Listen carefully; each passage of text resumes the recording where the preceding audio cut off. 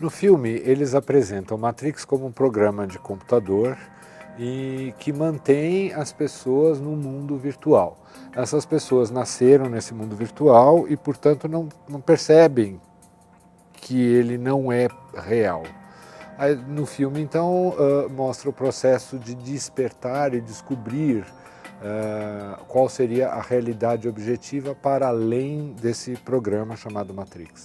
Não só no filme isso acontece, mas em várias outras culturas, em religiões antigas, em ideias de filósofos, essa ideia de um mundo virtual, ilusório em que a gente está inserido, se repete ao longo da história. Se você for interpretar então o filme do ponto de vista platônico, você vai perceber que esse mundo Matrix é muito parecido com a situação que Platão nos conta na República, quando ele fala da alegoria da caverna. A ideia da caverna, a alegoria da caverna, é que existissem um grupo de cativos que estavam presas dentro de uma caverna, voltados para uma parede. Nessa parede, eles não podiam virar de lado, eles tinham que enxergar essa parede, eram projetadas sombras, acabavam acontecendo de passar em sombras, e eles só viam isso, eles só conheciam essa realidade. Então eles imaginavam que o mundo eram essas sombras, só isso. E aí Platão fala que por acaso, em alguma situação, você imagina que um deles se libertou e olhou para trás. Olhando para trás, ele viu o fogo que projetava essas sombras. No primeiro momento, ele fica cego com essa luz atrapalha. Se ele insiste, se ele não recua com medo, ele se acostuma com essa luz. E aí ele descobre que existem objetos reais que produzem as sombras, e talvez pessoas que passem, e existe a caverna como um todo. Saindo da caverna, ele encontra um outro nível de luminosidade, o sol, e de novo ele fica cego. A tendência é que ele fuja com medo. Mas se ele enfrenta e continua fora da caverna, ele consegue perceber com a luz do sol a existência de outras cavernas, de montanhas e lagos, enfim, de todo um mundo que ele pode explorar. Essa ideia do sol é a consciência. O fogo, uma primeira consciência limitada, uma consciência do ego, e o sol, uma consciência espiritual maior. Essa consciência assusta, mas é a resposta para a transcendência. Esse sol é considerado por Platão uma coisa que ele chama de a ideia do bem, que é como ele chama o espírito.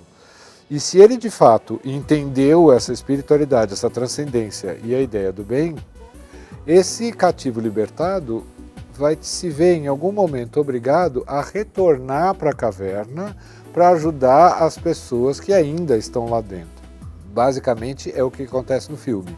O Neo é esse fulano que se libertou e esse fulano que retorna para libertar os outros. A ideia então de sair do Matrix, já que o Matrix é essa situação de aprisionamento através dos órgãos dos sentidos, da percepção pretensamente objetiva de um mundo em que você está inserido, com os seus conceitos de valores e emoções, a ideia de sair desse Matrix ou dessa Matrix se dá não por essa via.